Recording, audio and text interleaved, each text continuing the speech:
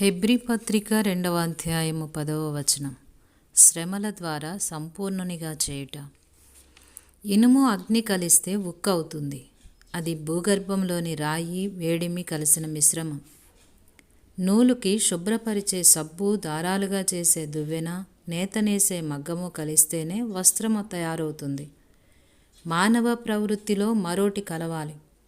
అలాంటి వ్యక్తిత్వాలను ప్రపంచం ఎప్పుడూ మర్చిపోదు.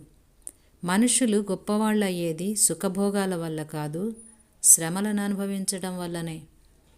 ఒక తల్లి తన కొడుక్కి తోడుగా ఒక గూని కుర్రవాడిని తెచ్చి ఇంట్లో ఉంచుకుంది. అతనికి కాలు కుంటి కూడా.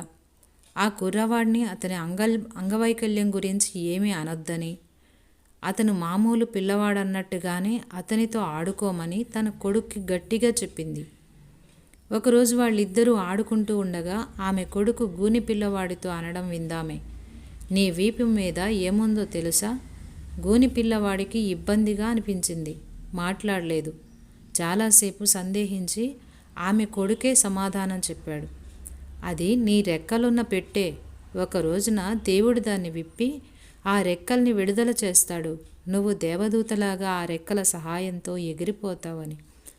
ఒక దినాన దేవుడు క్రైస్తవులందరికీ తెలియచేయనున్నాడు.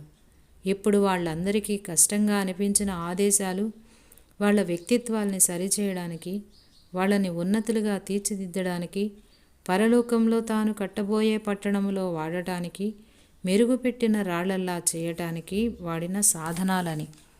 వ్యక్తిత్వం అనే మొక్కకి శ్రమలు మంచి ఎరువులు. మన జీవితంలో అత్యుత్కృష్టమైనది వ్యక్తిత్వమే. మనతో పాటు నిత్యత్వంలోకి మనం తీసుకుపోగలిగేది ఇదొక్కటే. దర్శన పర్వతానికి వెళ్ళాలంటే ముళ్ళదారి వెంటే వెళ్ళాలి.